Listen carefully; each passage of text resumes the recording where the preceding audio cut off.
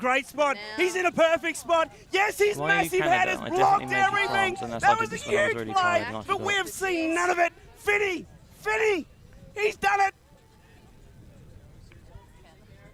Sorry?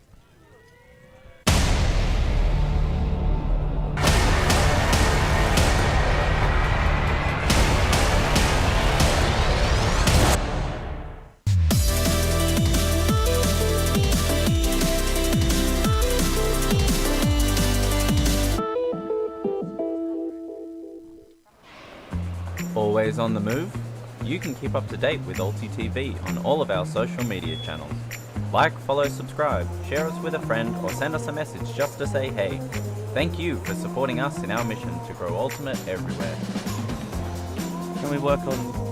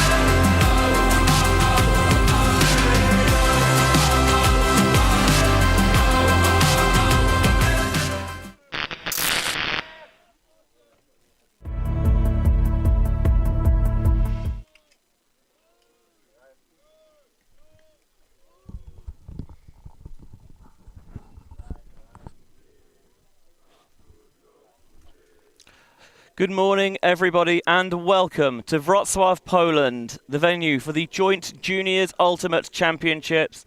And we have 2 games left for you today on what has turned out to be a rather grey, overcast and wet Saturday morning here in Central Europe.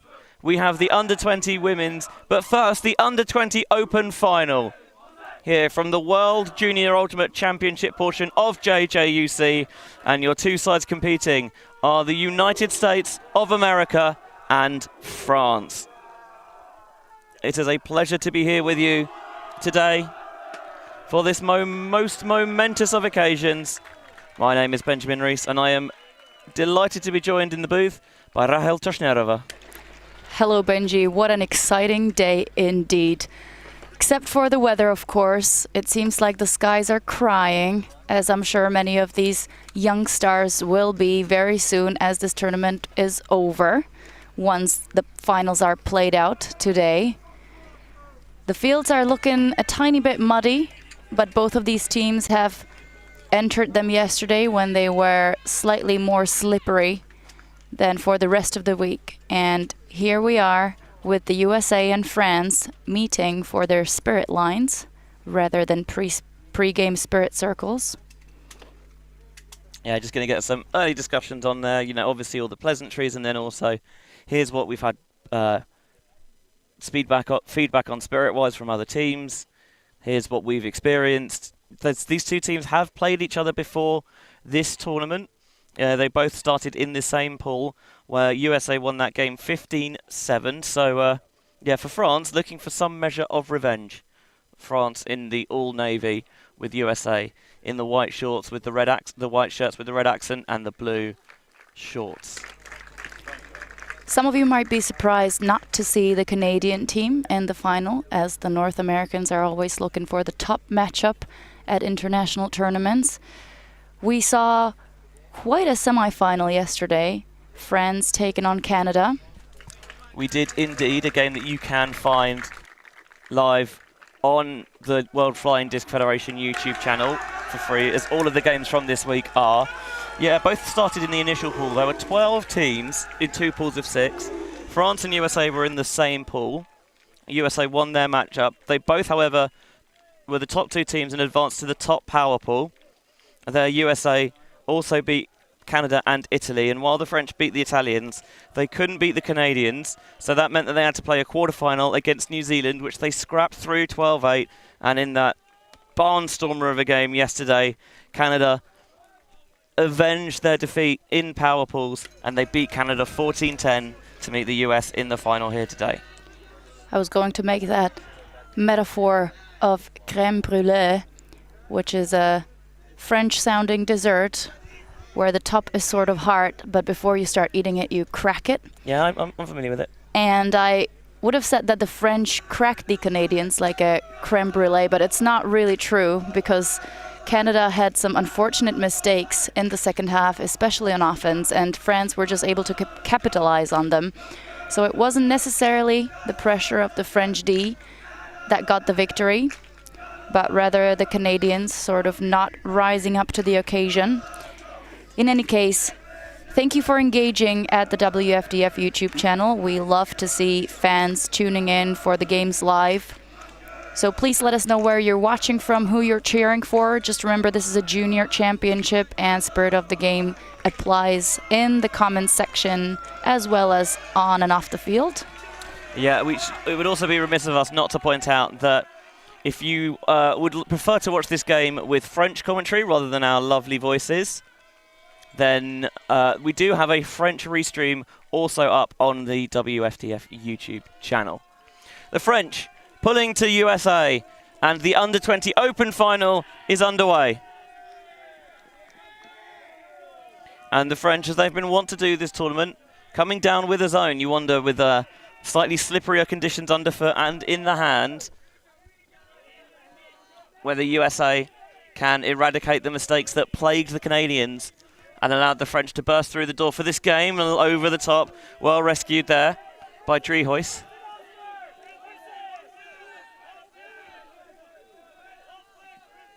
A little bit of a bump on the mark there.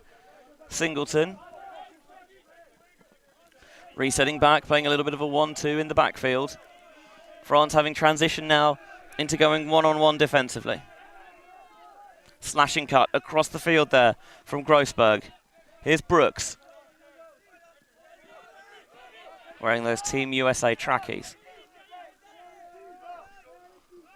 The lefty, Singleton. Oh, a mistake there from the Americans. Grossberg not making the catch.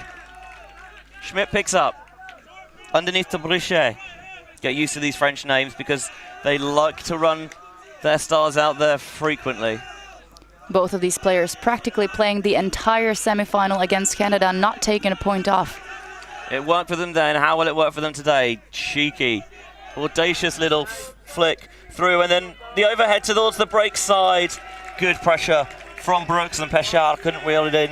You see they're going for the hammer, but it helixes slightly. And just enough pressure on that from Brooks. So no chance for the French to set up the defense the way they started off this point. They immediately go to match D. The US going through the break side. Faking the under, now looking in the backfield. USA will take the swing into the center, but they drop it. Can the French take advantage at the second time of asking? Pechard's not going to be just in the end zone there yet, but thought about that one, doesn't like it. Still count rising. Schmidt makes the connection, collects the reset. Brichet tries to power to that front cone, but they reset. Schmidt takes the space and is picked. That was a nice little bit of patience from the French, taking the short resets, which do not necessarily open up the field, but keep the defenders on their toes, knowing that a short pop into the end zone can come anytime. Yeah, the short pass is there, and they take it. It is Malvin Schmidt, and France will break on the game's first point to take a 1-0 lead. That's an early break for France. 3 minutes into the game. 2 unforced errors out of the US. Looking like a bit of a slippery disc. We so far do not see too many players on the field wearing gloves.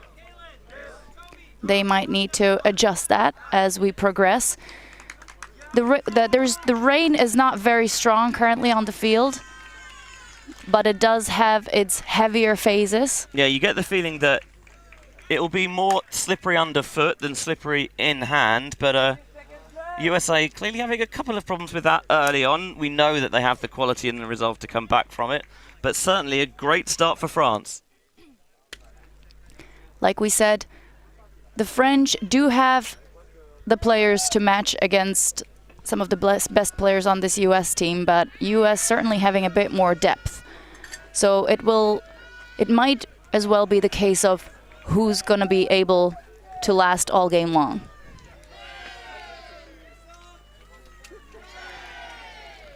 Yeah, as we've seen, US very much the favourites, unbeaten so far this tournament, including a win over France, as we mentioned, 15-7 in the initial pool phase. But as France showed against Canada, it can be tough to beat the same team twice. This pool, fielded deep by McSweeney. Finds Singleton with that eye black and the backwards cap. Lovely little thread through to Brooks. Two deep players stretching the French zone. Minfink just takes the reset there. Cheeky little scuba over the top. Getting space there. They're being a lot more aggressive with going downfield this possession, the USA, and so far it seems to be paying off. France transition into one-on-one, going towards the break side. The USA got that into flow really quickly and really easily, and fielding it in the end zone. It's the first time Felix Morin's touched the disc, but good first way to do it as well. Leveled up at ones. Second time around, the US get it clean. I think what France is doing is right. I think it would be a tactical mistake to try to beat the US to what they do best, which is just run incredibly clean offense once you put match D on them. So trying to startle them with some different defensive looks is probably the good approach to take to this game. Given the transition and the way it worked in the last 2 points, I don't think when the US is matched with person D, they're going to struggle too much. They've been going through the break side rather comfortably. It will be interesting to see whether that's partly due to when and how France are transitioning, or whether it's just that when they go one-on-one, they cannot keep up. So keep an eye on as this game progresses here. One apiece on the scoreboard, just over 5 minutes gone. And for the first time, we will see the French O-line, which is suspiciously similar to some of their D-lines. Yeah, we mentioned that a lot of those stars will get an awful lot of pitch time. Thinking about players like Schmidt, Mathé, Brichet.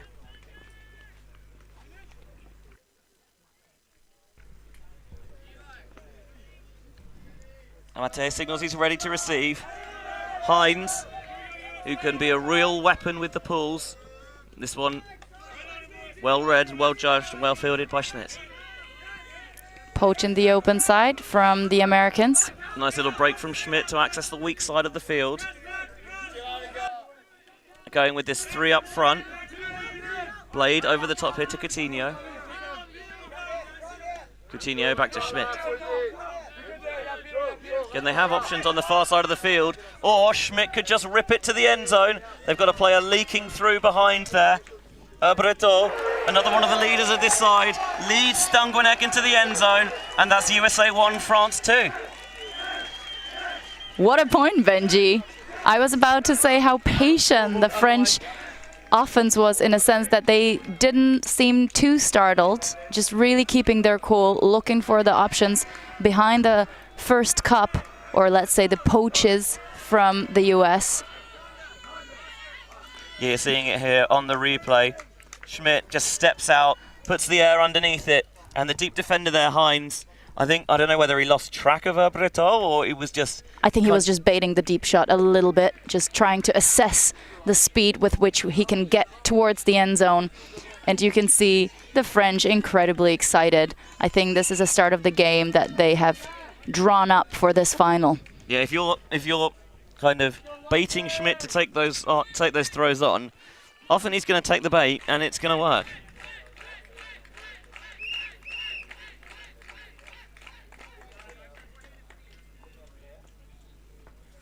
A little bit of a question in chat about the timing of this game. There is thunderstorms forecast this afternoon, so we moved the under-20s mixed final to yesterday, and these finals have been pushed up earlier in the day so that we can actually get them fully played. There's no point having everyone play all week and then not getting a chance to play the finals. Singleton goes downfield here. Kalmus wants to rip it. This flick is blading, but it should be read comfortably. Indeed it is. You can see that danger zone just on the edge of the end zone being churned up a little bit into the end zone. A slightly awkward grab there. McSweeney made his receiver work for it, but it was, in the end, well reeled in, and that'll tie us at 2s. Another clean offensive hold for the US. They show the French that they're not afraid to put up those deep shots either. A little bit of a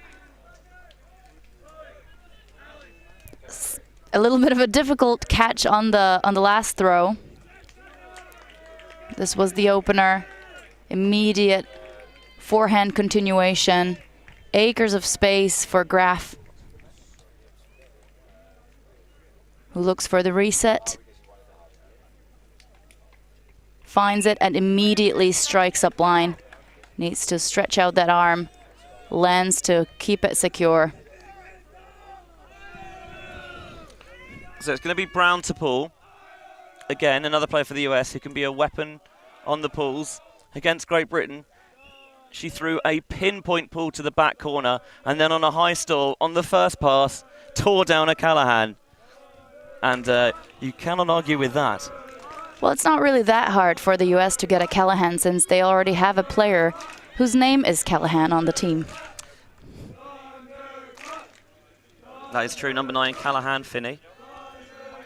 Out of Seattle. But it's the Philadelphia native, Brown to pull here.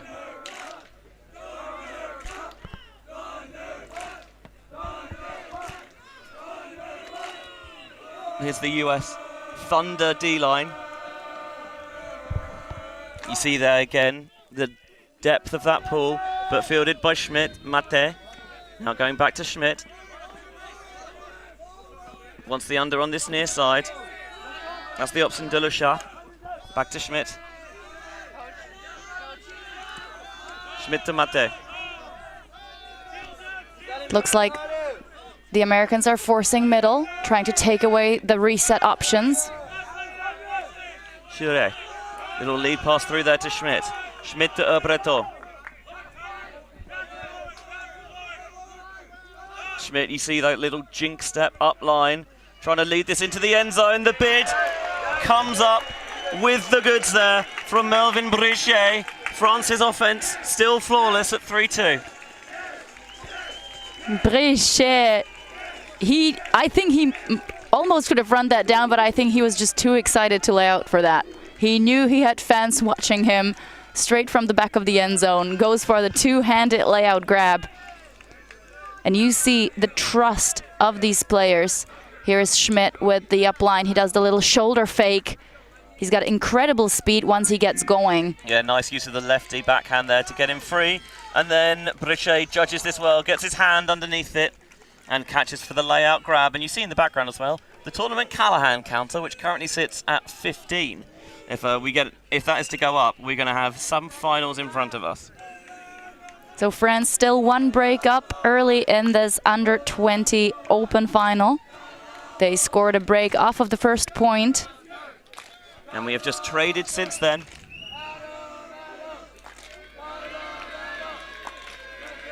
I think the US more than ready to take on this challenge. I think they were looking to be pushed in this tournament finally by one of the teams. And so far, France is delivering. Again, we mentioned that France will get a lot of run out of their top players, and it is Schmidt on again here to pull. A big hanging disc. Fielded cleanly by McSweeney. Miller with the hair tied up behind his head. France zoning again with that 3 up front, 3 in the middle. But they're finding a way through it here, the United States. McSweeney Just a little pop off there to Miller. Miller wants to blade that. Brilliant bid, but comes up just empty. Good focus on the catch there from Kalmus. So much pressure from Priou. Brooks thinks about unleashing something spicy. Oh, that was a little bit behind, but good adjustment there from Miller. Downfield, another bid comes up empty. Grossberg tries to take advantage and get on the run, get on the move here. A blade with a lot of verticality in it to the back of the end zone. No call. Oh, there we go. Grossberg, the player who was the intended target on that reception. You can see the blade came out very vertical. Quentin Pichard is the defender. I'll have to have another look at it here. I don't know if it's necessarily in the D there, or it's the fact that he trips him, and that might prevent him from getting a second attempt at it. In any case, I have just been talking to some of the people at this tournament about the level of contact, and we've come to the conclusion that it's been really good. Mostly teams being able to get comfortable with each other, sort of clear out what the level should be early on in the game, which I think is what's going to happen here. But the one commendable thing for the North American teams, Canada and the US specifically, is that we feel like the awareness in their defensive bids is so much more thought through than some of the Europeans, in a sense that here, whenever you lay out and try to bid, it's sort of celebrated and it's great effort. But the level of the US players and the Canadian players, the way they really make sure that they go around the defender, try to keep it as clean as possible. It's just, you can tell that it's been practiced a bit more rather than they just decide to go for it. And as well, there's always that adjustment switching from the USAU rule set to WFDF.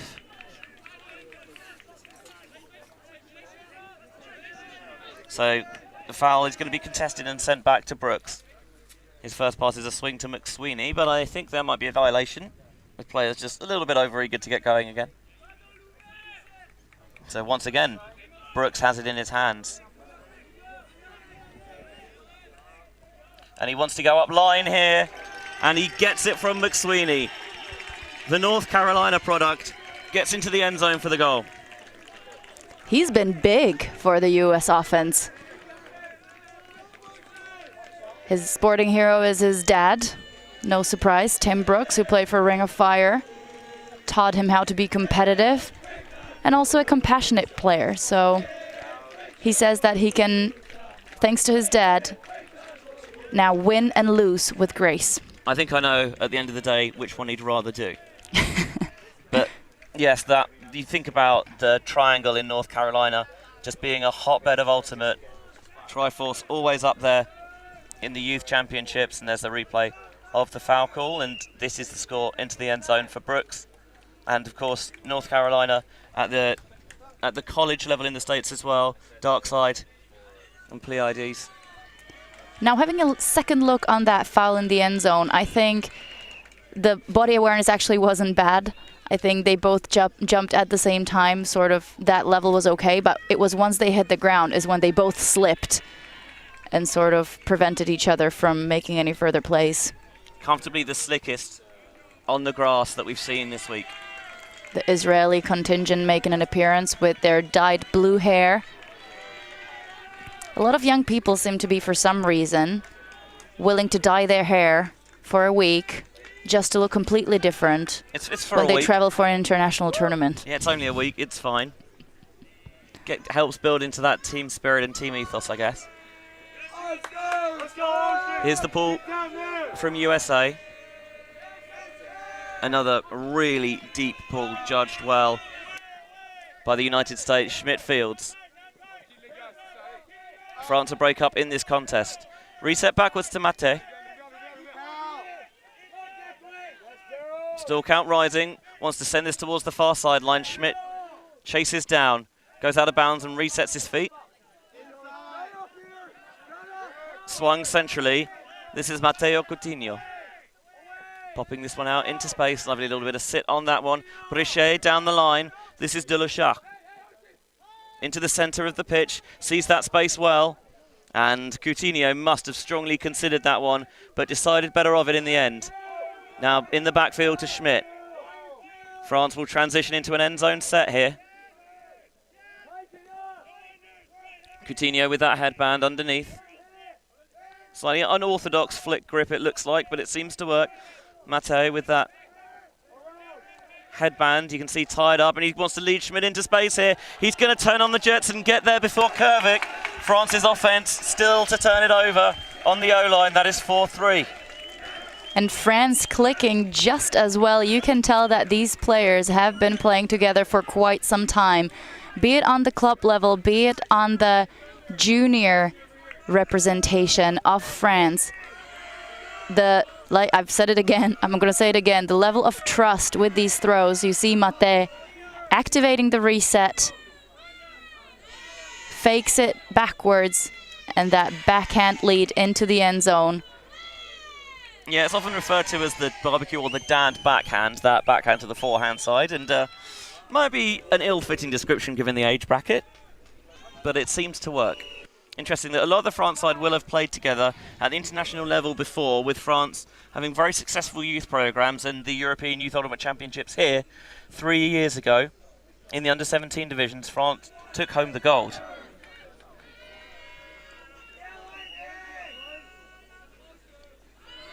You see the coaches there for both sides giving some instructions. Of course, both teams bringing quite a number of staff to help them figure things out here on the sideline. I wonder what he's writing on that notepad. He's just trying to look smart. Score goals. There's one of the US coaches, Reed Koss. He's got a tattoo of his alma mater on his left calf. Western Washington Dirt. And I think both sides are probably going to come up with some dirt at the end of this contest, given the conditions here. Swinging across, Miller's in plenty of space. Long hair tied back behind his head. Singleton thinks about the thread through. Still count rising. Scuba's over the top. Great way to access the break side space to Brooks. Brooks and Miller just not looking too flustered by anything the French are throwing at them so far. Smooth transition from the French. Brooks gets low to get the around break off. Quick continuation here. Singleton. Lefty uses that inside channel. High release into the end zone there for Brooks again, trying to get some energy into the United States with the spike. Ties us up at 4s. Taking a little bit of energy out of me as I was about to commend the US team for flowing so nicely in that last point. They, as opposed to the French team, have only had a few sessions together before coming to this tournament. They were having 2 sets of tryouts, one in each part of the country, and then spend about a week in Chicago prior to coming to this tournament, where they tried to get in the last potential bits to get their chemistry on the field ready for the tournament. Yeah, when you're covering such a large catchment area as the United States is, it can be difficult, trying to just make sure that you get all the best players to try out and you can assess them really at their peak. And as you say, they have these East and kind of West tryouts. It's not a true split necessarily. Players can choose which ones to go to because of other availabilities, and then that training camp to try and get those connections down, have that synergy that you look for. And again, USA calling for the Thunder.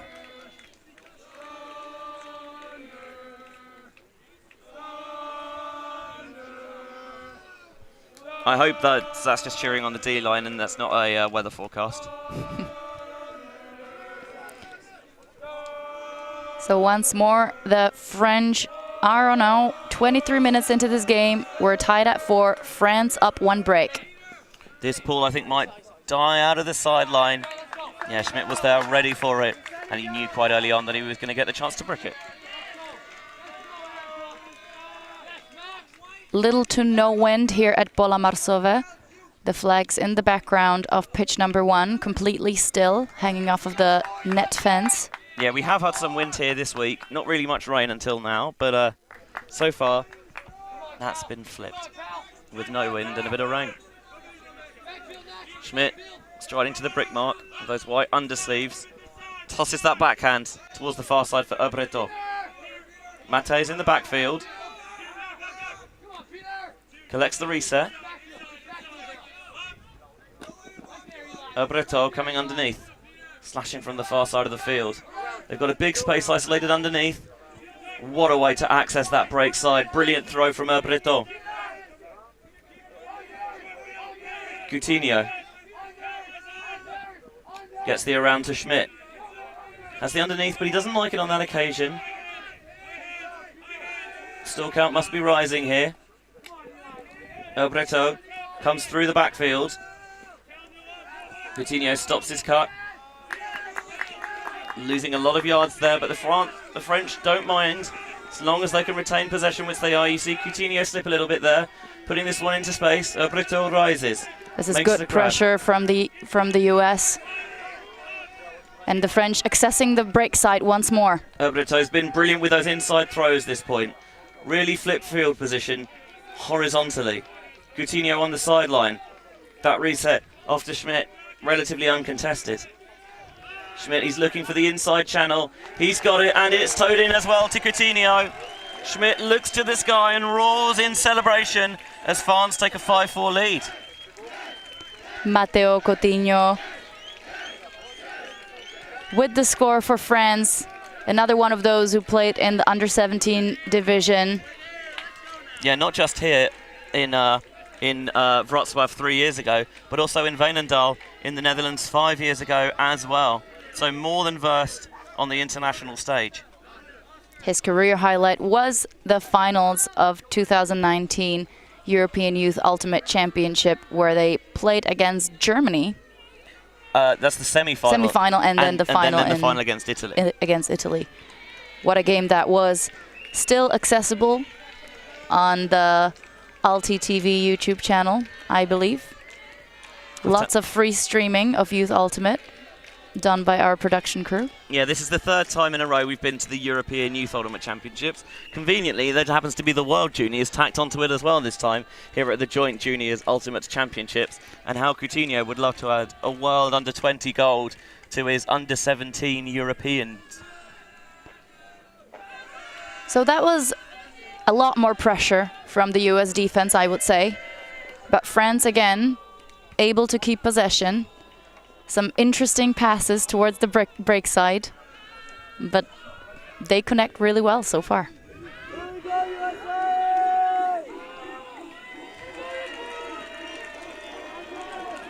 USA will field at the back of the end zone. 1 point and 1 break down to France. With the exception of those couple of turns on the game's first point, it has been remarkably clean. Down the sideline here in front of us is Morin. France with a look of match D on the handlers and a little bit of switching downfield. Here's the put towards the far sideline. It's going to float over the top of the defence and leading it into the end zone. After that first point, neither side has turned over, and that continues here. Morin in the back of the end zone levels us up at 5. And I think we might have the game's first time out here. The US knowing that the first half is slowly but surely nearing its end, and they will want to get that break to bring the game back on serve. Both sides get 2 timeouts to use each half, and we're seeing the first one used here, so we'll take this opportunity to get a little bit of a breather. And don't go anywhere, because this phenomenal final continues on the other side.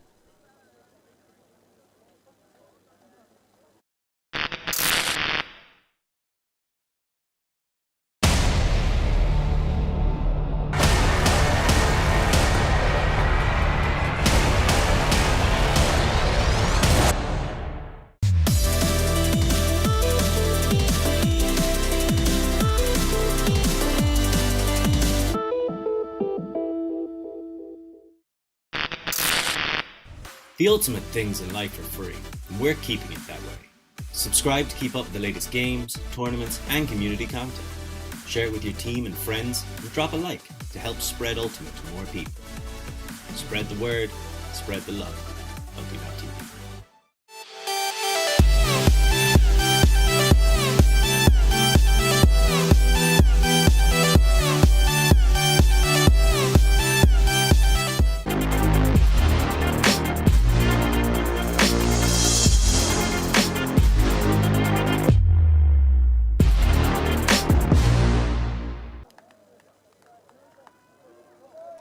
United States 5, France 5 here at the World Junior Ultimate Championships, part of the Joint Juniors event here in Wrocław, Poland.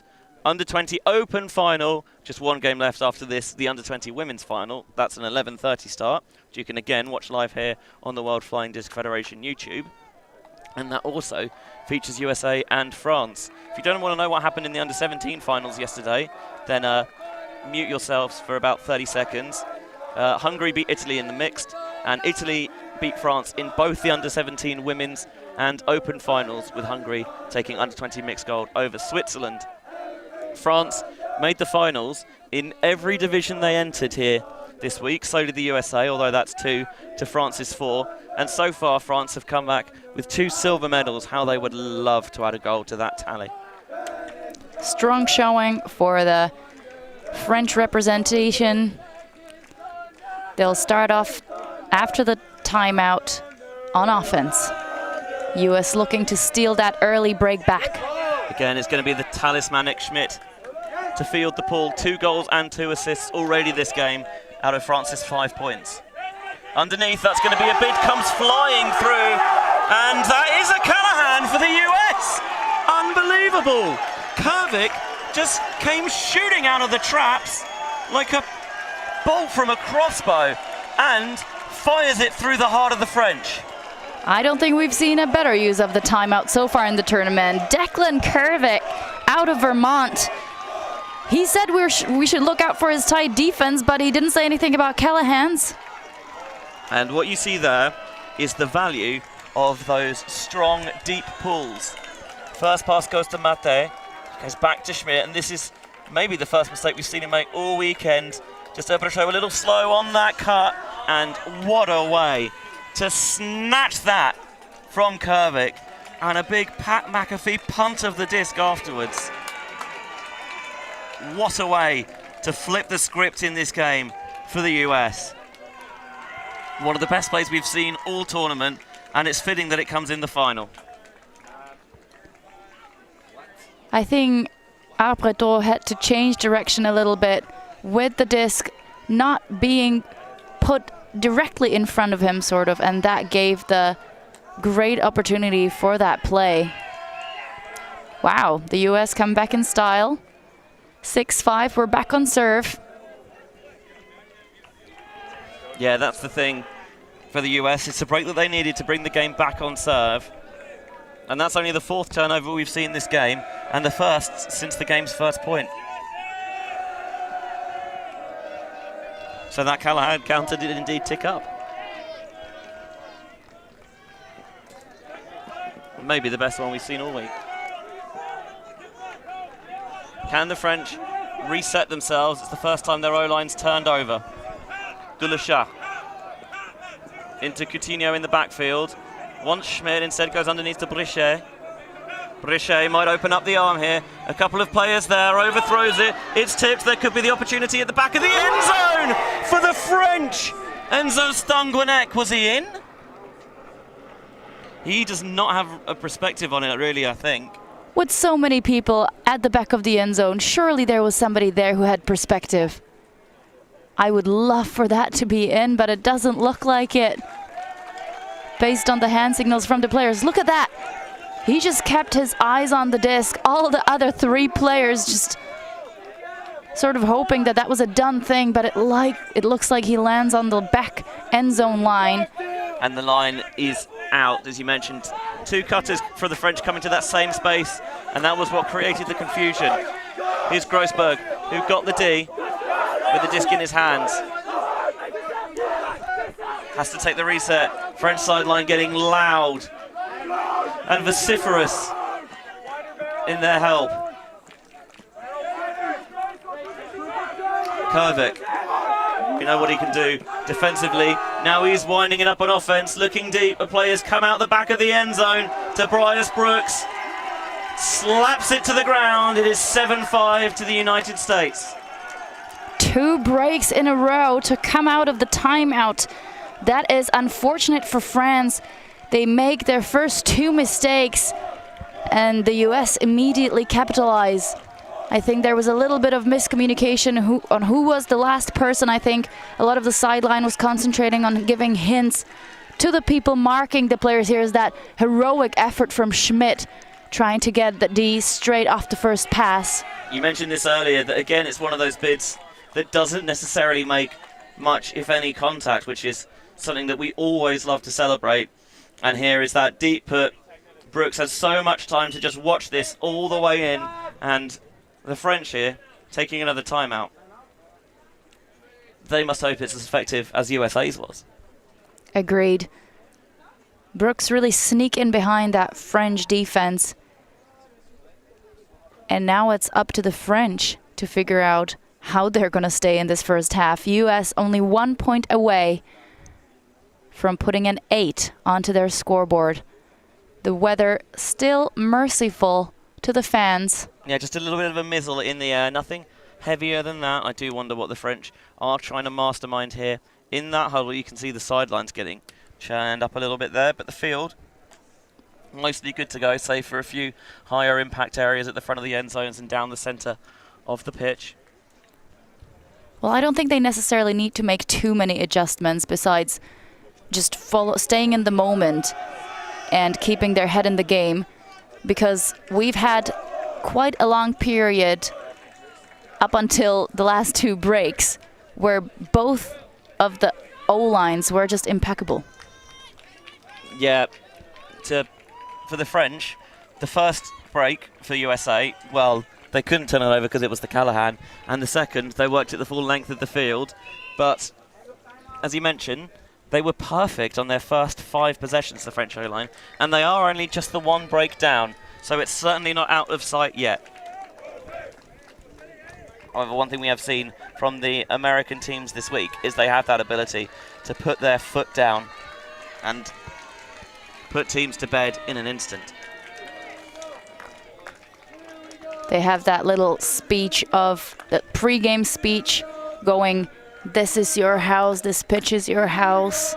Show them that this is your field." Kind of trying to bring that home turf mentality with them wherever they go. It'll be interesting because I imagine for a lot of the non-American contingent in attendance here, I imagine that France are the team of choice to cheer for, because people generally like to root for the underdog, and that's France's position here.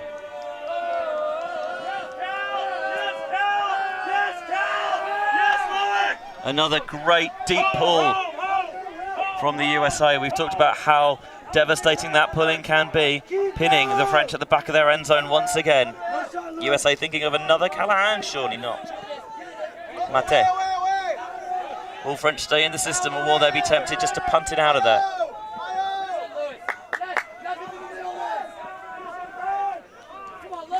Nice break central.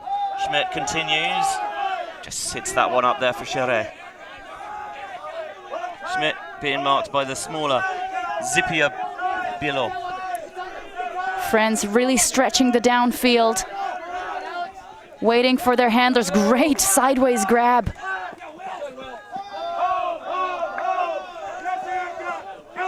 Schmidt again, hugely impressive this game and this tournament.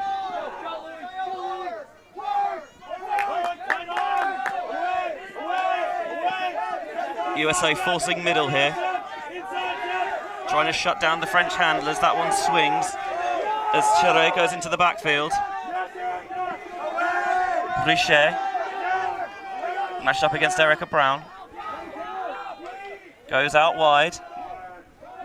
Cheret, very impactful this point, faking the around backhand, now turns, looks, isolates Mate in the backfield.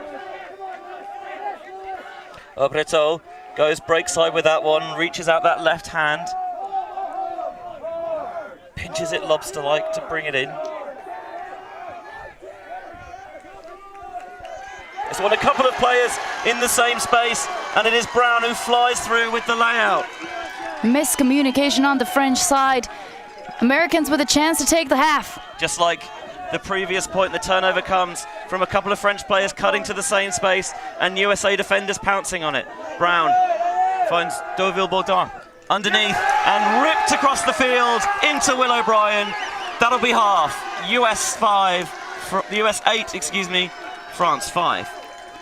Will O'Brien, another star player out of Eugene, set to look out for his deep cuts, and he was set for that one. That is so unfortunate for France. And that's how quickly the United States can take a game away from you. They were 5-4 up, remember, the French, and their O-line hadn't turned it over. And then 3 mistakes later, and it's USA 8, France 5. Here we see the miscommunication. It was Schmidt and Brichet cutting into the same space. And Brown, after getting the D, helps to run USA's offense, and then Deauville-Baudouin. This was an interesting look because Delachat and Brichet were purposefully in between their players and the disc, sort of baiting the deep shot as well, or letting them go into the deep space.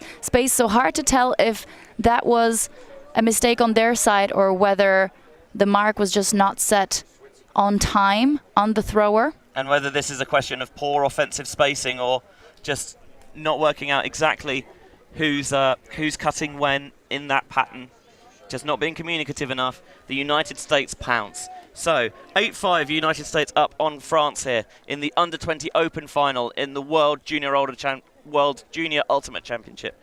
Part, of course, of the Joint Juniors Ultimate Championship here in Wrocław, Poland. While the two sides will take a moment to collect their heads, get ready and raring to go for this second half, we're going to take a break as well here in the commentary booth. Make sure you can stretch off, get some water on, make a cup of tea, whatever it is you need to do to get yourself ready for this second half, because the Under-20 Open final continues on the other side.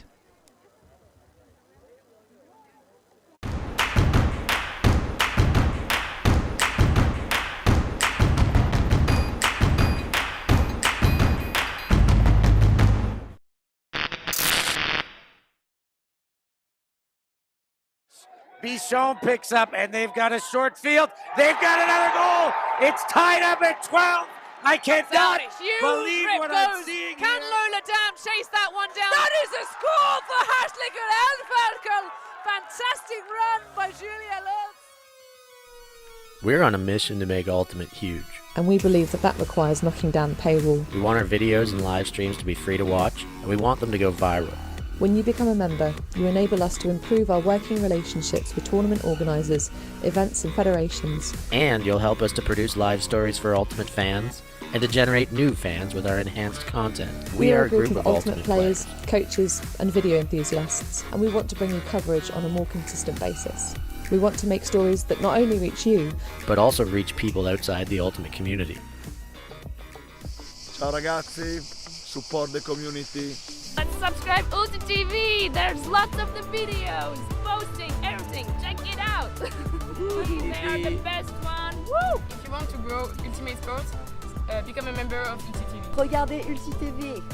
Deviens membre d'Ulti TV et fais grandir ta communauté. Top Ulti TV velmi eroginkime Ultimate Avandromena. Si quieres ayudar a Ulti TV, puedes ser miembro de Ulti TV. Thumbs up for Ulti Everyone, TV. follow Ulti.tv on Instagram, on YouTube. They've got everything. Best content. Like their pictures if you love free speech. Just do it. We're counting on you. Bli medlem på Ulti TV. Became member of Ulti TV. Mamma mia. Contribue au développement d'Ultimate avec Ulti TV. Like and subscribe. Ulti TV, the best in the world. We want to grow Ultimate. we want to grow Ultimate. We've worked with the major federations and the greatest events. We have our signature style 2-camera setup, With thousands of hours of experience, and our crew is globally dispersed to facilitate coverage everywhere around the world. We can also scale back our broadcast with just one elevated camera, or scale up with 2 fields, 2 cameras, and 2 commentators on each. We work with local teams and we all have the same mission, to grow the sport and bring it to new people by providing live coverage and news stories. Become a member today on our Patreon page. And fund our work to cover more events in the future and to bring more stories, ideas and live coverage to the eyes of the ultimate world and beyond.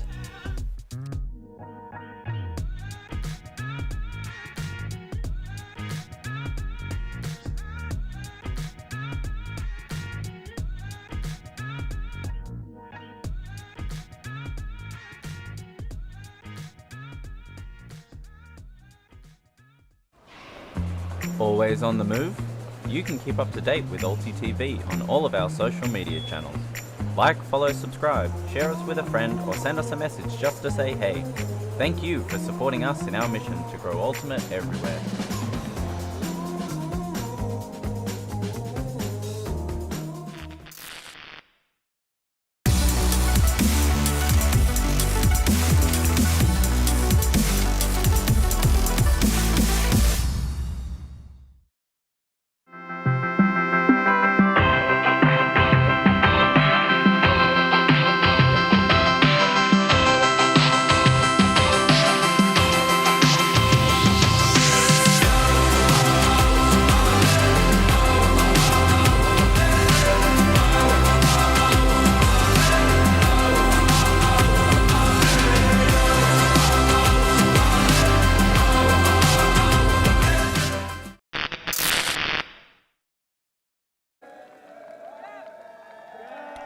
Welcome back to Wrocław, Poland. We are here at the Joint Juniors Ultimate Championships, and we have the Under-20 Open final of the World Juniors here. It's USA against France, with the United States currently holding an 8-5 lead. The French broke on the game's first point, and then we had no turnovers until it was 5-all, when a monstrous Callahan from Declan Kervick wrestled the momentum back into the United States' favour, and after being 5-4 down, they now hold an 8-5 half-time lead. It's Benjamin Rees, delighted to be here with you in the booth for the last time this weekend, joined by Rahel Toshnerova. Hi, Benji. What a game. France doing a great job keeping up with the Americans for the first part of this first half. But now, with lots of pressure on them to keep scoring and then eventually get some of the breaks back. We are live at the WFDF YouTube channel. Thanks so much for tuning in live. Please hit that subscribe button to be able to participate in the chat. But also remember, as this is a junior tournament, we would like you to apply the principles of the spirit of the game in there as well. So the big spin pull from Ocean Hines. We've seen how formidable the American pulling has been this game. Schmidt fields that one just inside his own end zone. Plays a 1-2 with Mate, and we are underway here in the second half. French offense that was perfect on its first 5 possessions. In the center here is Peshar. If you've not been watching that first half, keep an eye on Malvin Schmidt, the 21 with the white undersleeves for the French. 2 goals, 2 assists already in this contest. Breton, back to Mate. Doesn't really have any shorter options, but there's no bid available there for Horrisberger. Cheret. This is good flow out of the French. They tried to keep the disc moving, attacking different sides of the field. Now they try to go through the break side, but Schmidt looks behind him as he wasn't sure if that disc was even intended for him. It lasers past him. Priou really zipped that one, and it came in too fast. When USA's D-line have got the disc, they've scored. Can France earn the turn back for the first time this game? Horrisberger wants to take the reset. He finds Kervick. Kervick's pass is a little bit behind Kotz, and the French do have the disc back. This one is low, and Schmidt laid out, but I think he knew that he wasn't going to get there. First multi-turn point of this game since the first, by the way.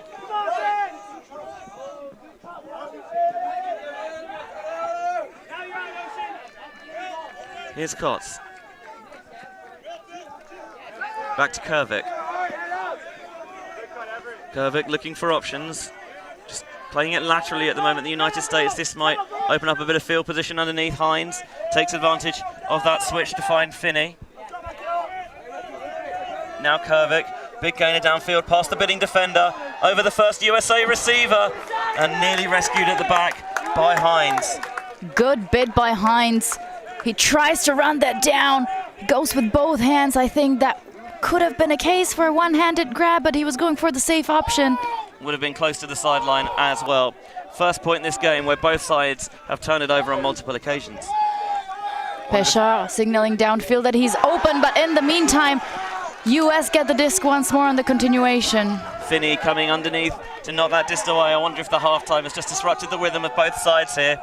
As Kervik looks deep, shooting towards that far side of the end zone. All the time in the world to dwell underneath it for Will O'Brien.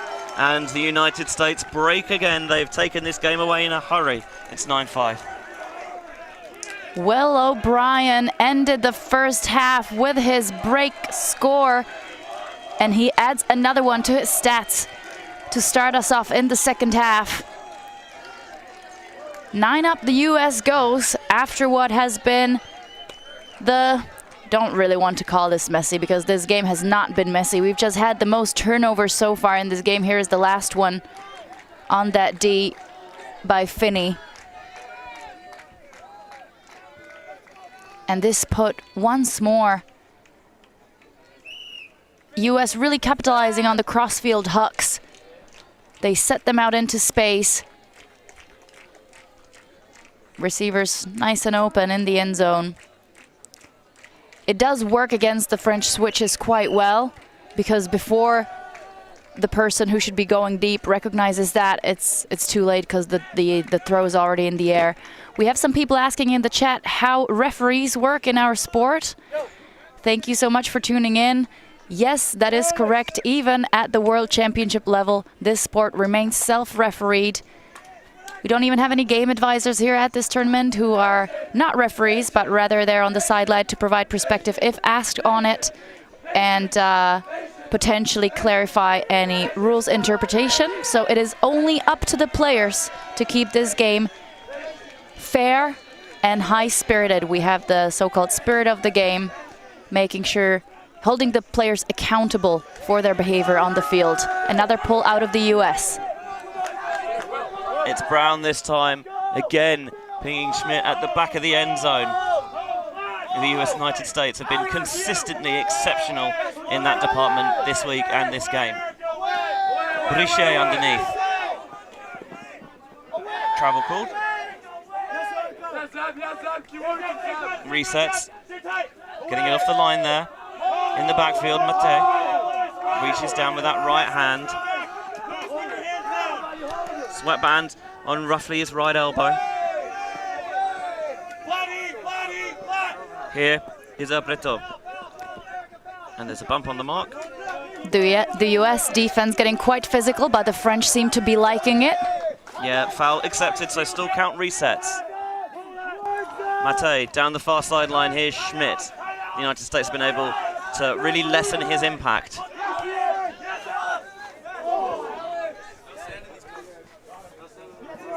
Thank you, guys. Mate. Oh, opens this one up.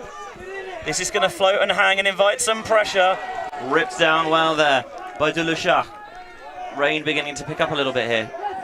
The lefty sneaks that one into Breton, just past the bidding United States defender, and he gets it off the line. Freed got very close to that one. Mate now to Schmidt down the line. Another bid from the United States that doesn't get there. Schmidt loses his balance temporarily, gets back in bounds, and there's a pick downfield that will provide a temporary halt to proceedings. Look at that opener, and what a ripper out of the end zone, and so clean. All of the players so aware of where their bodies are. So Schmidt will check in. Mate is the reset. Just a little jab step into the backfield. Brichet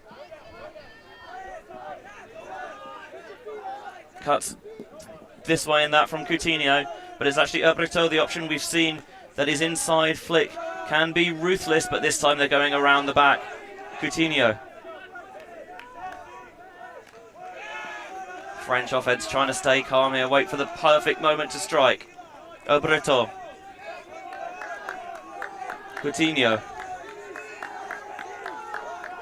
The French handlers seem comfortable at the moment. Finally they get out of it. Downfield to Deluchat. Fakes that, high release. Here's Schmidt just outside the end zone. Well, US defender, I think, was temporarily out of position. They couldn't take advantage, and there is a pick there. Coutinho. I think the wonderfully named Zeppelin Raunig will catch up. So in the backfield again, Mate. High release backhand off to Brichet. Wants to jump it into the end zone. It's tipped by Brown, and Brichet collects the goods at the second attempt. Brown very nearly got the disc, but Brichet was heads up enough to make sure that France could get the score. So as the game gets a little picky, the French players weren't really picky with the throws or with the cuts they were choosing to reward with that disc. Here was that nice save. That was, France got a little lucky there, but great awareness. Hospital pass, landing in a huddle of players is always a moment where your heart skips a beat. Here is that pressure on the D on Schmidt. That was a good matchup with Bilot. Continuation to Mate in front of the end zone. High release backhand. Brichet keeps his eyes on the disc. And Brown leaves this one empty-handed. I wonder if that partly came because Brichet was trying to jump that one into the end zone, and by delaying the catch a little bit there, gave that window for Brown to fly through, and although she got hands on it, it wasn't enough.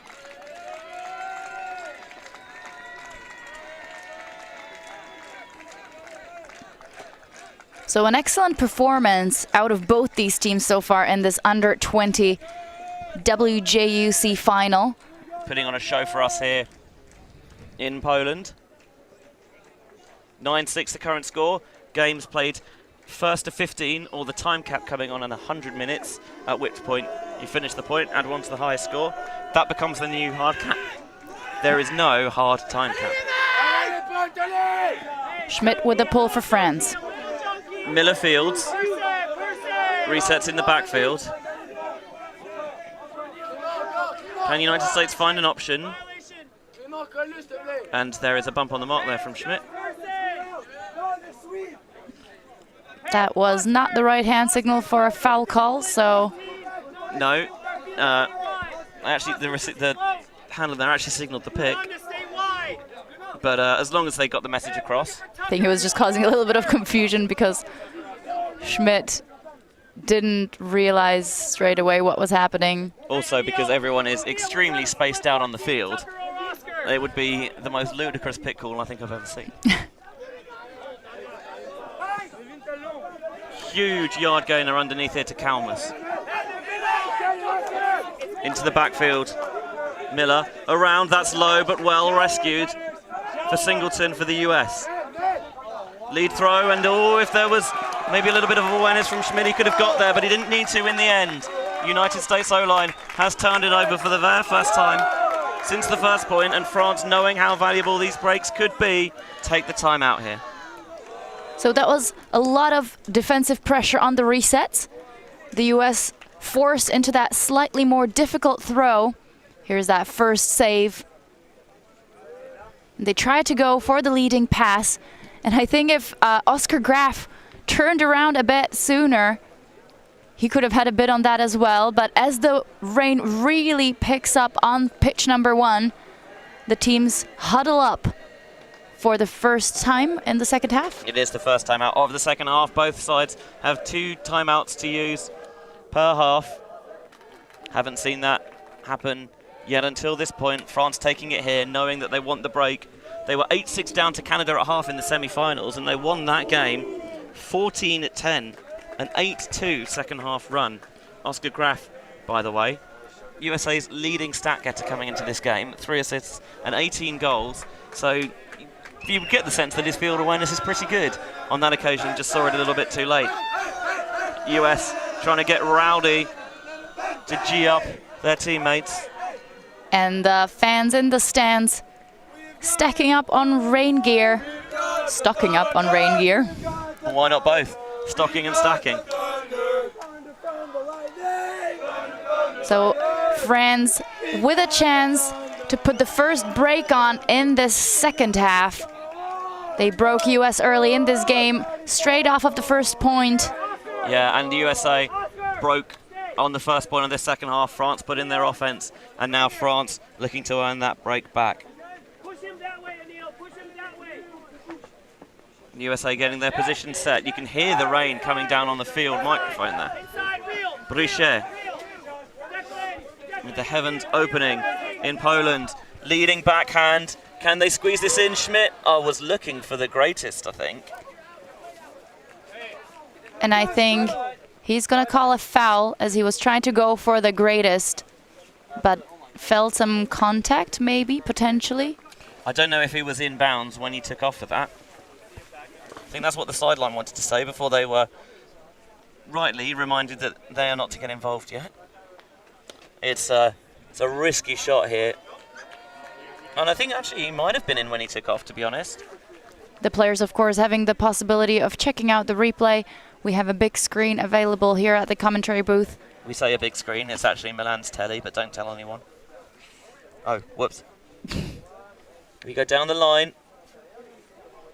It's all about really when he takes off. I cannot tell you whether there's a foul on the contact or not. That's for the players to decide. It might be a little bit ominous for us that the United States have a player called Finney.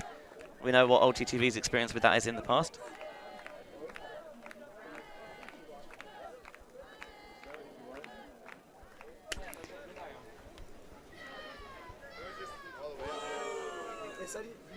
So I'm just going to use this opportunity to give a shout out to Moby Espitia, who has organized one of the biggest youth camps so far in France. It was last year, the Disc in camp, and a lot of these French players on the pitch right now actually were participating in that camp, and the motto of that camp was sort of, we want to build the next generation that will beat the Americans.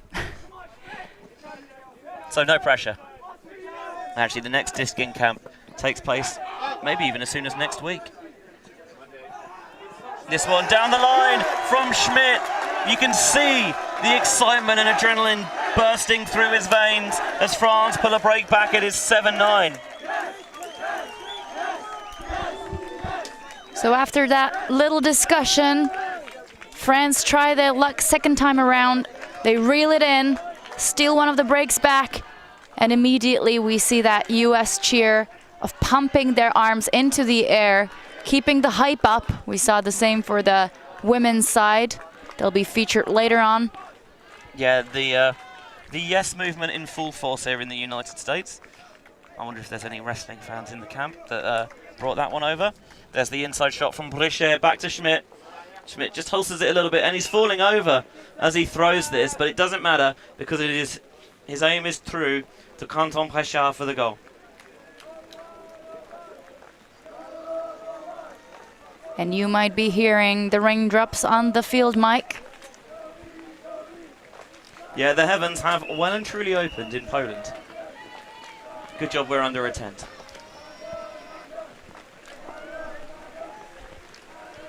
The fans so far sticking around despite the adverse weather conditions, hoping for a tight final here. I think I might be staying under the tent. I did not bring my waterproofs. Here's the pool. Breton. Fielded on the end zone line by the United States. It really is pounding the fields, the rain here. Blading it over the top. I think the French won't mind USA taking the more difficult throws given the conditions. Grossberg. Double coverage on the deep shots from the French. A foul called immediately on what could have been a potential hand block by Mate. And Mate immediately accepted.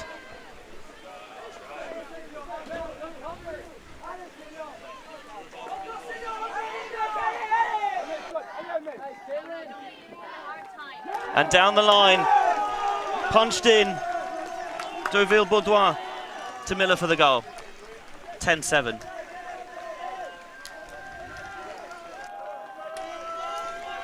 So that was another clean offensive hold for the US. I wonder if we're entering another bit of the game where the O-line is just going to be perfectly clean. And that time, US aggressively taking that down the line option. And Martin could not get in position to stop it. Still no gloves on the field. No, very few players gloved up. I wonder if that's a show-off thing, sort of, oh, I need all that sensitive feel in my fingers to make sure I have the right touch on the disc. Or it's just like, nah, I'm going to grab that disc anyway. No rubber needed. I'll be honest, I tried playing in gloves for a while, and I much prefer playing without them. I think it's generally, there's no one right way or right or wrong way to do it. It's, matter of opinion.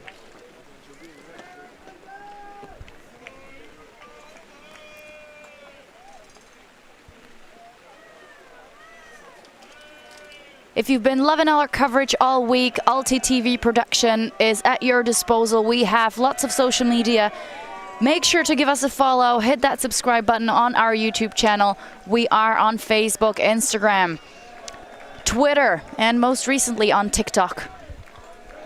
So just hit that follower button, help us share free Ultimate clips. We do love you to engage with us. So share our work, just tag us as a collaborator, make highlight reels, help spread the love for Ultimate.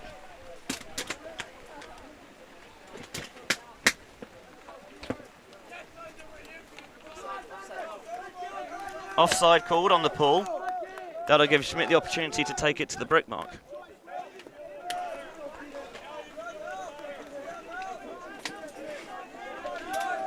Schmidt brings it in. First cut comes underneath towards that far sideline from Shere.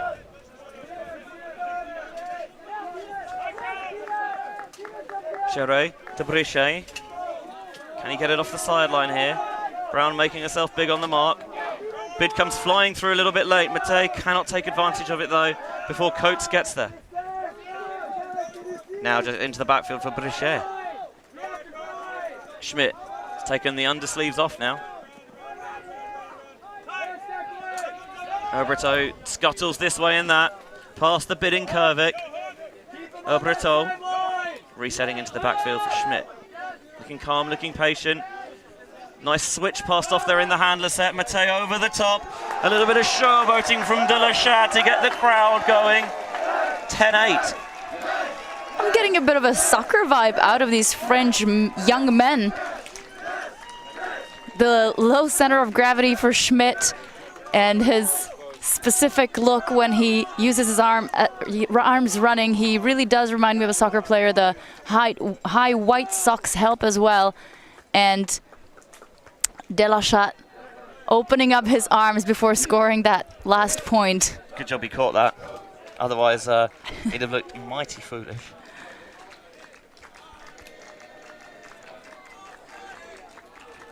Here's the reset.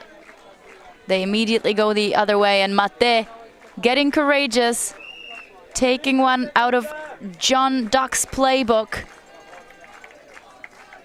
into the break side for the score. Friends with a clean hold.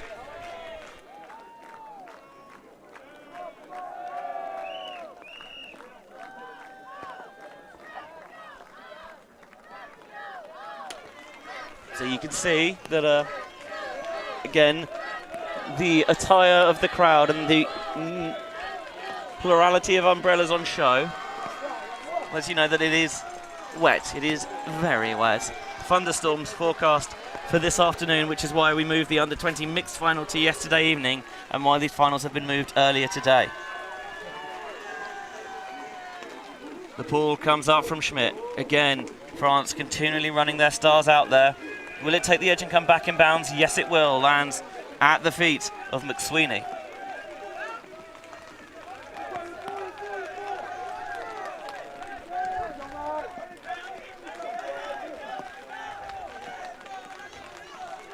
USA trying to work through the French zone. That's a nice little crease that they exploit there. Kalmus. Back to Miller. Miller, again, the centre of the field, wide open for Kalmas to take advantage of. Dishing it off to Brooks. France will try and transition, but it might be too little too late as Miller just jogs into the front of the end zone to make the catch for the goal. 11-8. One more clean hold. We called it. We've had a pretty long period in the first half where both of the offensive 7 from both teams were just doing a great job walking the disc downfield. US does just that. Liking the looks out of France still. They are slowing the US down. But the US patient enough to find holes in the French zone, and the transition not quite working out just on time. Quick give and go. The Americans attacking up the line for the score. I mean, the US shredded that like an unwanted bill. Don't do that with your bills. And if you do, call me. I'll be your attorney. It's fine. Just get rid of them. You never have to pay them, right? Benji, I would like to remind you that this is a junior championship. So they don't have to pay bills, so it's fine. Oh yeah, don't shred them. Give them to your parents.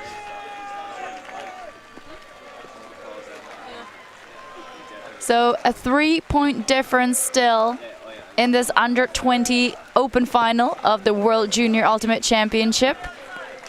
Pitch number 1 from Pola Marsowe here in Wrocław, Poland, getting flooded by heavy rain that has started just about 5 to 10 minutes ago.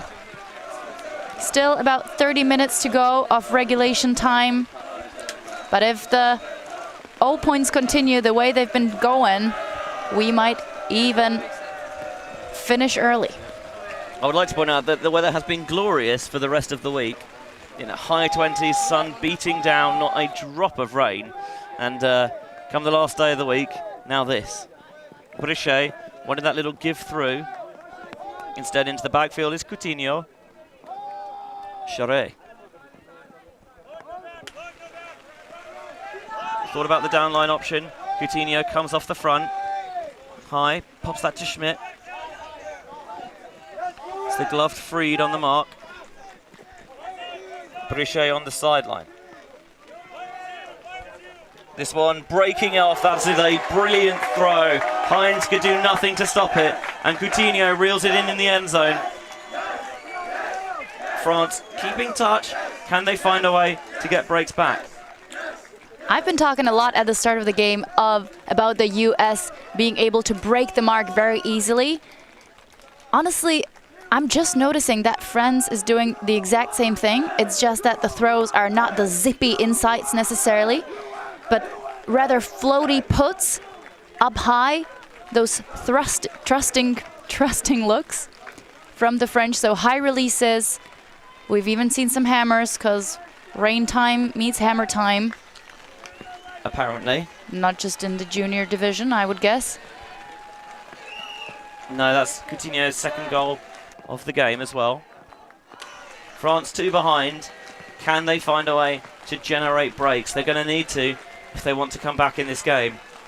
When these two sides met in the initial pools, that game a long time ago, all the way back on Tuesday morning, USA won 15-7. France have already played them closer in this game, a French side that has gone from strength to strength as the tournament progresses.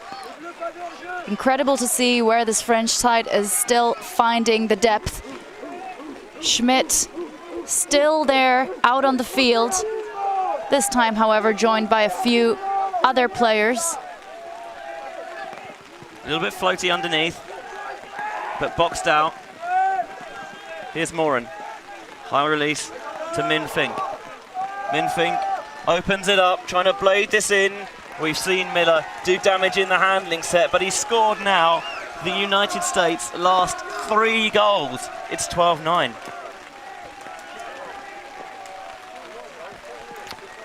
And I think it's time for France to look into those US deep shots a bit more. There have been a few now. By the way, United States O-line still only turned it over the once. Incredibly impressive in this weather, but that's just what we've expected, really. And honestly, I think they're just loving this matchup. They love to be pushed. We've seen it from the US teams. Once since the first point when they turned it over twice, just a couple of early drops, just, I don't know, maybe just getting into the mindset into the game there. Since then, they've been almost faultless. The rain somehow seems to be coming down even heavier than before. You sometimes get a feeling that these US teams are just well-oiled machines and the people on them robots, but I think the European teams have, in the recent years, started to realize that these players are human too. They're just players. And they're just another opponent that needs to be conquered. I think so often the aura of the United States makes, and it's not just limited to the US, it's to a lot of big teams. You play the name rather than the game. I think for France, they've seen this firsthand, and that little bit of the shine maybe has been knocked off, and the French are brimming with confidence after that semi-final comeback. Mate going back to Schmidt. Zone look now from the USA D-line. Brichet right on this side.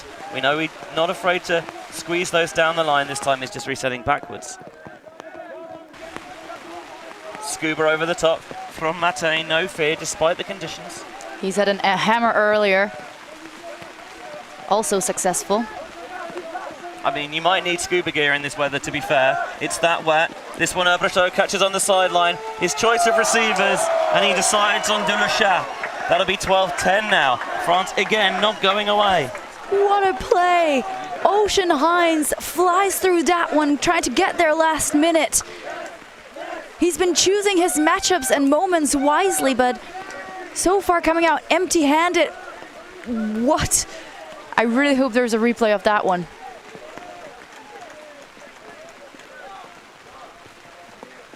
There's that scuba early in the possession from Mate. It flutters a little bit, but not a problem. And we knew that Brichet does like these shots down the sideline. Goes for it again, and just sneaks that past the bidding Hines. It looks like may even get a touch on that. Brett Herbetreau with that iron grip collects and brings it through. Another point for Delechat. He's been proving himself useful in the end zone.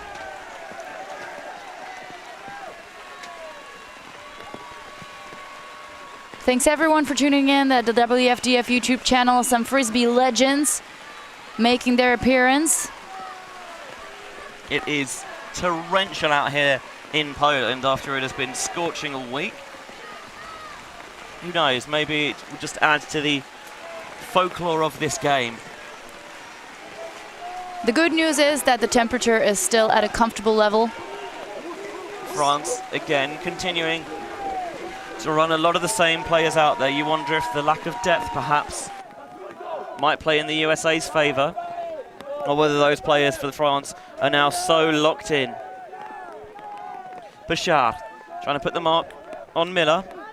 He scored the last three for the USA, despite really doing the majority of his work in the hand space.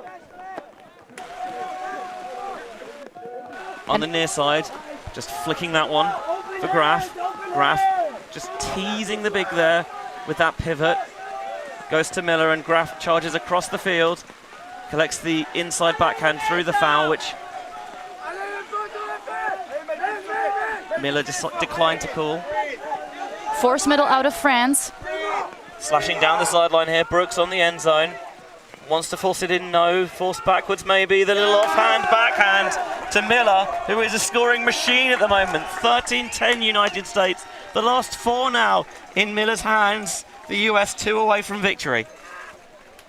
The quality, the clarity, the cleanness of this game, despite the conditions, is remarkable. 13-10, and we're not even at 80 minutes yet.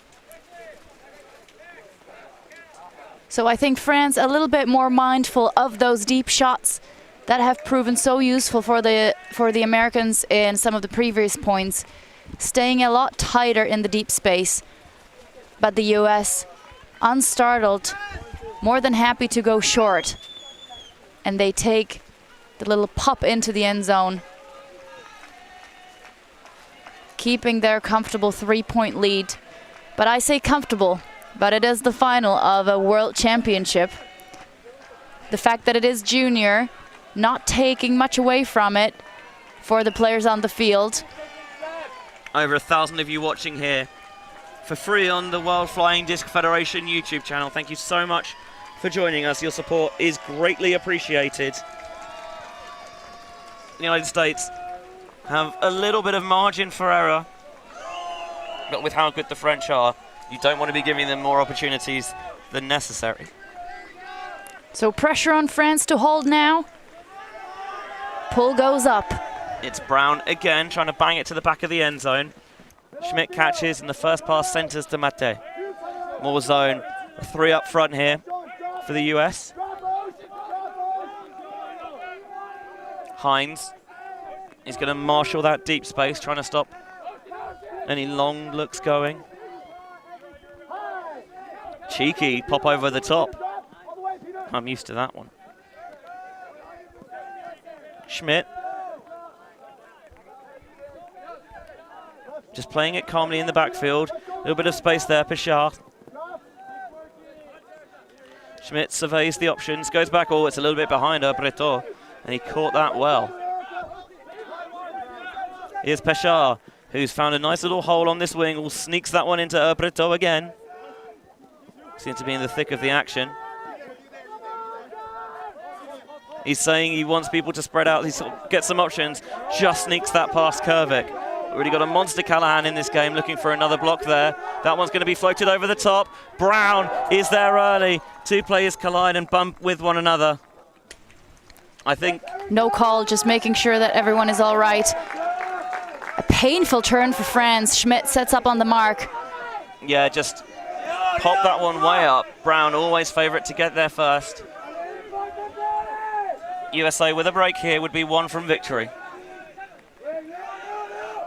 Going around, oh, you can see there what effect the slick field was having, because Dahlin couldn't switch his feet quickly enough, and he lost his footing. France get it back. Pichard into Cheret. Leo Cheret to Breton. So shooting to the end zone. There is Coutinho for 13-11. France were nearly punished for their poor offensive spacing, but a slip gives them it back, and they take advantage.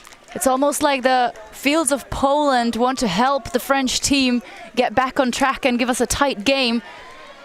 You might be surprised to see the US come out in a zone there, thinking that France having to play the same players over and over, it might be a better idea to try to run them down on match D, make them even more tired.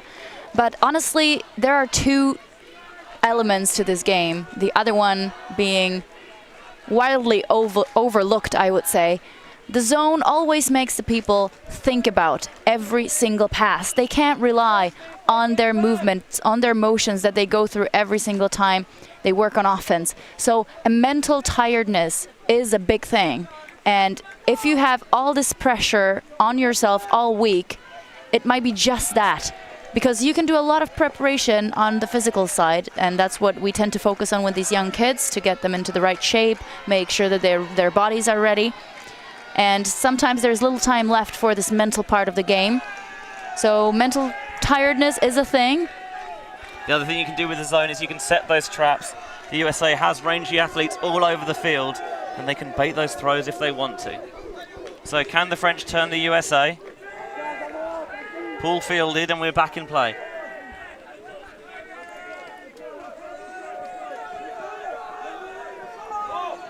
When USA's O-line have turned it over, France have put it in, and that is some block from Melvin Brichet. Unreal athleticism going up, might have got just the tiniest of touches on it above Adam Grossberg. How does he look so chill? How does he look so calm? That bit didn't seem aggressive whatsoever. It was just like, I'm just going to go and I'm just going to get this for myself, excuse me. And he gives Grossberg a little pat on the head as he does so. Sideline, please. And there's a pick downfield.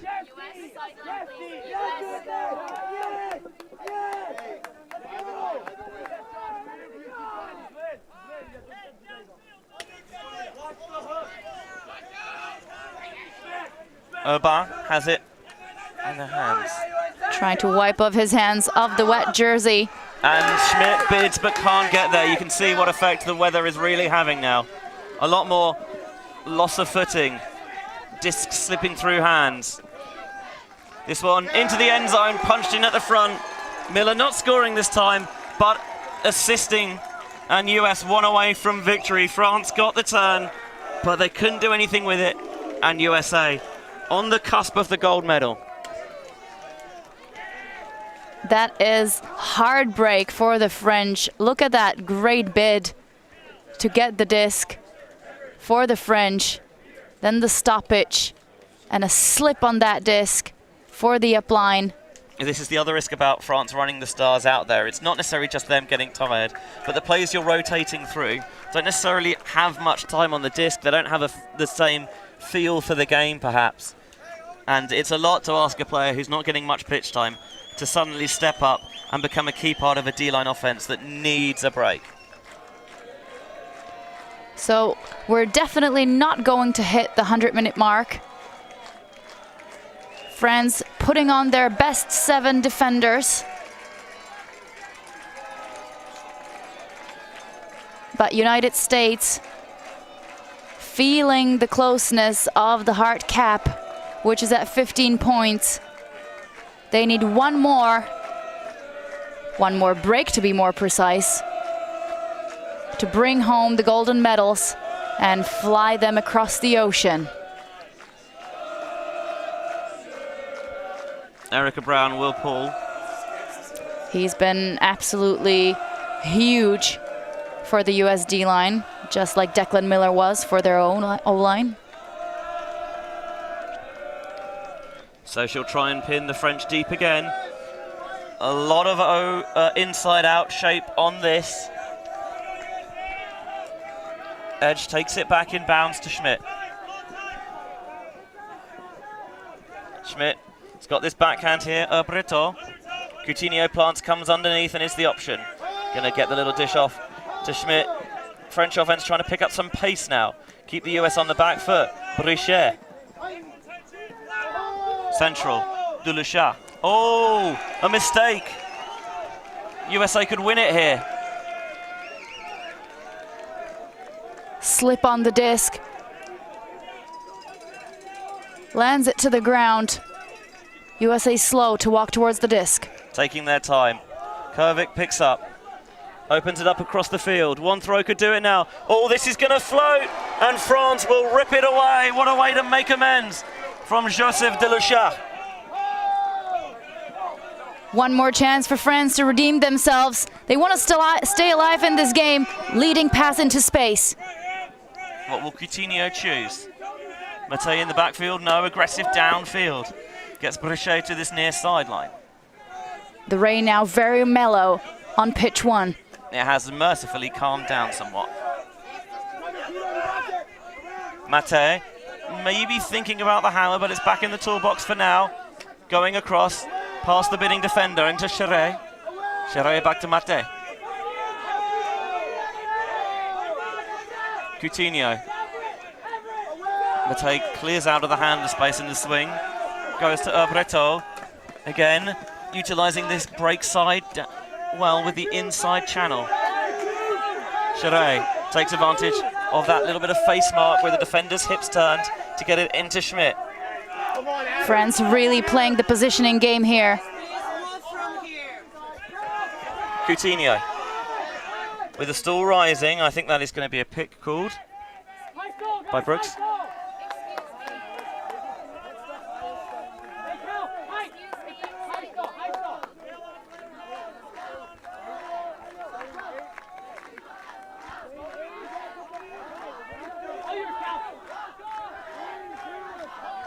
Just checked in, Coutinho immediately resets to Schmidt.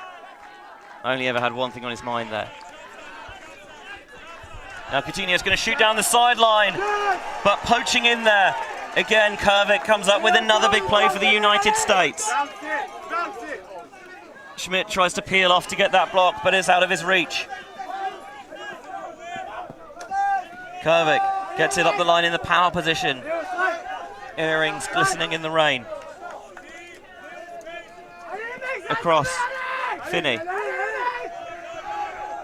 Back to Kervik.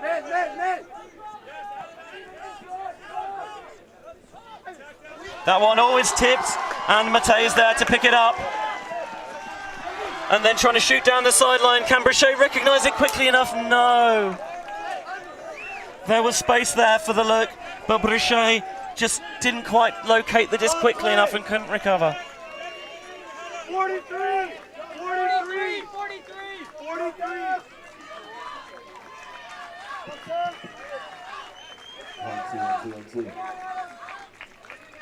There is going to be a substitution on an injury for the Americans. Saunders comes off and they bring on Miller. I think it's clear that the US are determined that this will be the last possession.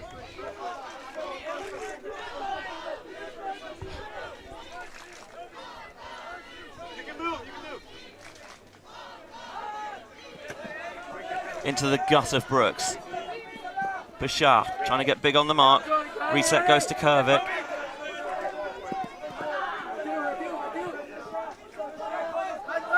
Mark getting very active going around. Miller gets it underneath. Bun behind his head. Upline all losing footing there. Can Bashar recover? There's no force here on Brooks. Into space. Back to Kervik. Kervik shooting down the sideline for Brown. And maybe looking downfield at the next option. She can't hold on. Mate. This point now has the most turnovers of any point in this game. And I think the French know that, and with everything getting a little bit frantic and fractured, they do take the choice to call the timeout. We're going to have a little bit of a break in the booth as well. Don't go out, don't go away. The end of this game comes up next.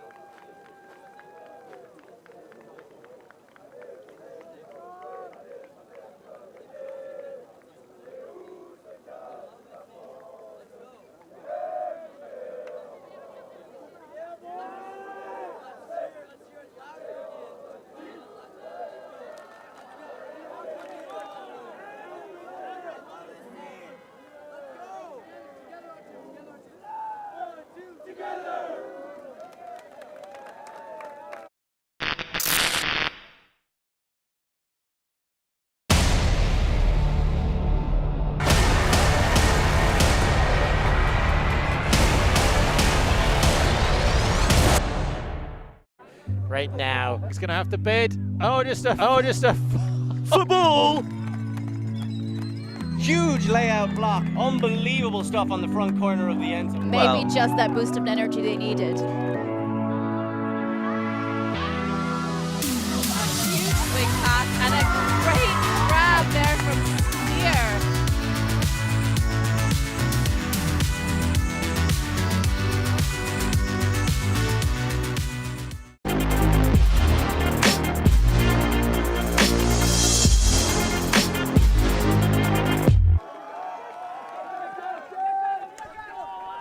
So, France bring the disc in off the timeout.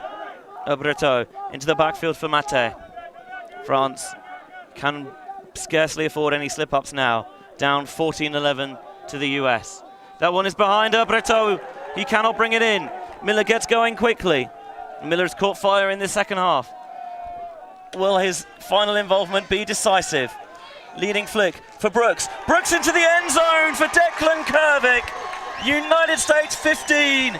France 11, the United States are World Under-20 Open champions. This is what they came here for, and they delivered. But what a game it has been for France as well.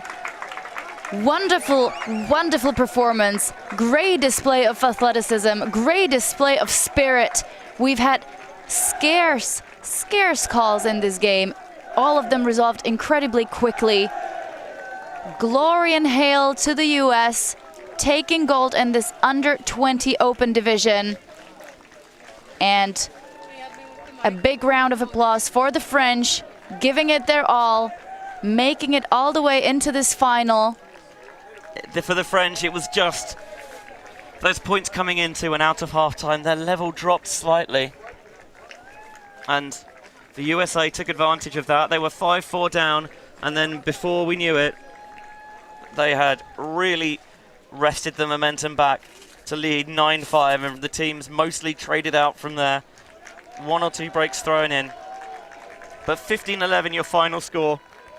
The French, especially after that first game, really pushed the United States here. There's so much for them to build on. So many strong young talents, you can tell, will be a bastion for years to come.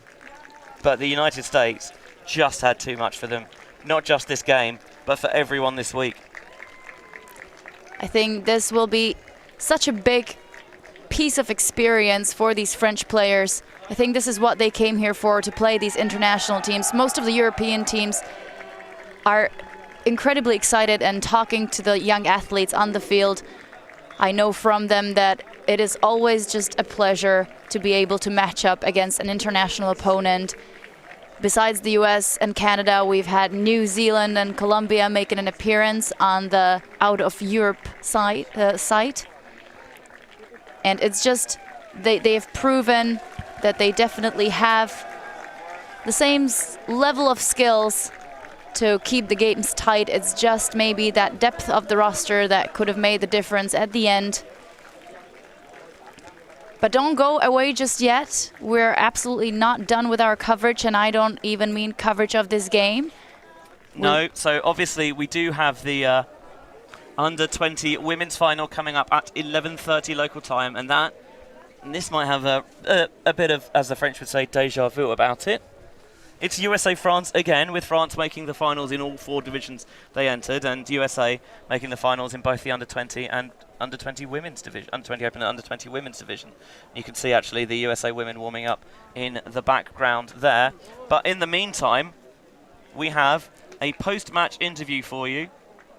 The wonderful Christina Obermeyer is standing by with Josh Singleton and Declan Miller from the United States.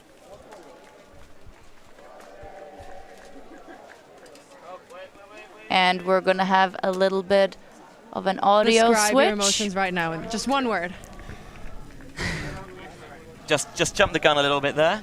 A bit of water in the system, but Christina, you should be ready to go now. You're all looking wonderful. All right.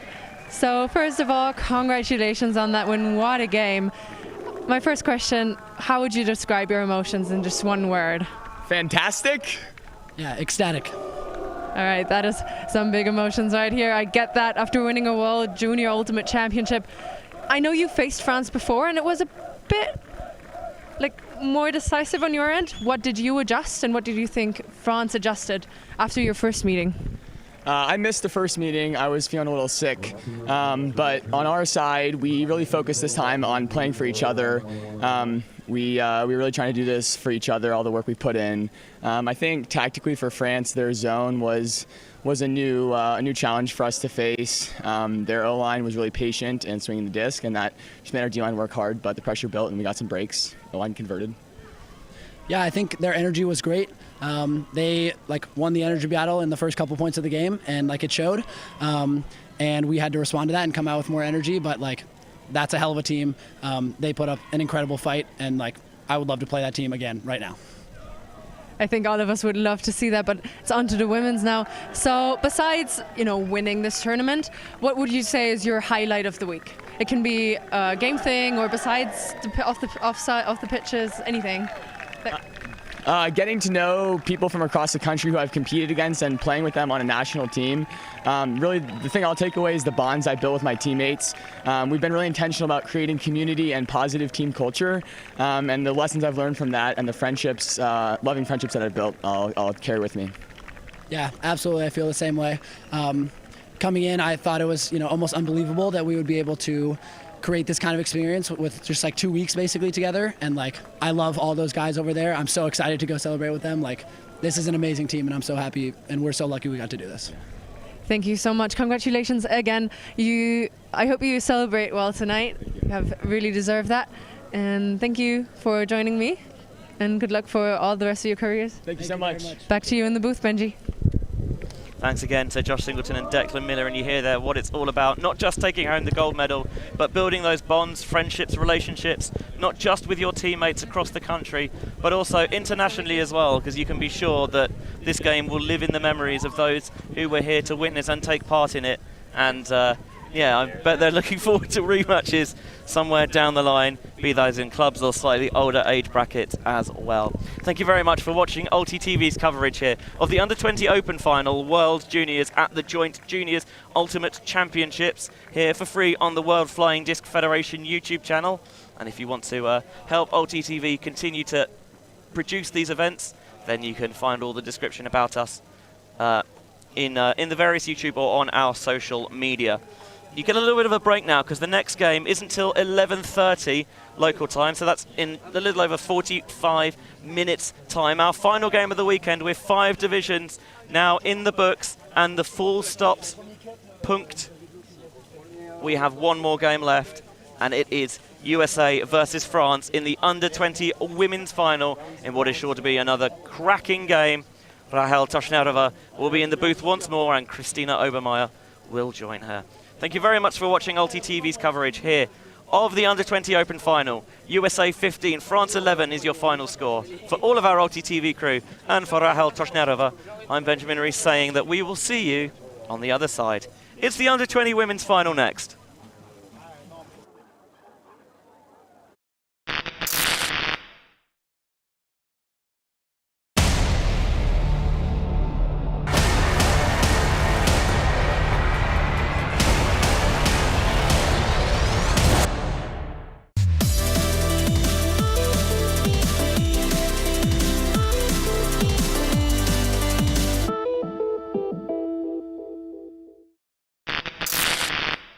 The ultimate things in life are free, and we're keeping it that way. Subscribe to keep up with the latest games, tournaments, and community content. Share it with your team and friends, and drop a like to help spread Ultimate to more people. Spread the word, spread the love. Ulti.tv. We are a group of Ultimate players, coaches and video enthusiasts. We've worked with the major federations and the greatest events. We're on a mission to make Ultimate huge. We want our videos and live streams to be free to watch. We want to make stories that not only reach you, but also reach people outside the Ultimate community. Like and subscribe, Ultimate TV, the best in the world. Become a member and fund our work to cover more events in the future and to bring more stories and live coverage to the eyes of the Ultimate world and beyond. Always on the move? You can keep up to date with Ulti TV on all of our social media channels. Like, follow, subscribe, share us with a friend, or send us a message just to say hey. Thank you for supporting us in our mission to grow Ultimate everywhere.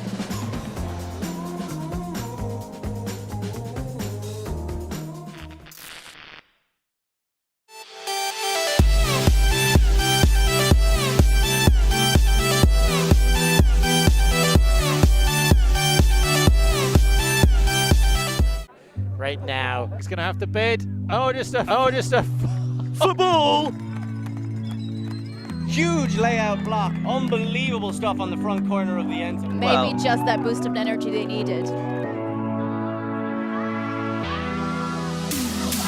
swing pass and a great grab there from here.